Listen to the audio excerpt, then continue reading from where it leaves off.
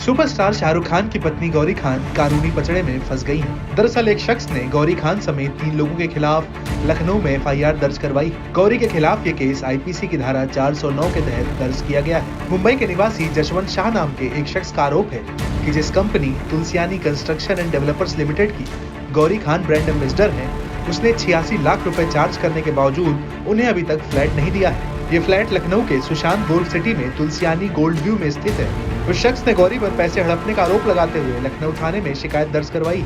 Media report से मुताबिक उस शख्स ने शिकायत में दावा किया है कि उनसे पैसे लेने के बावजूद ये फ्लैट किसी और को दे दिया गया।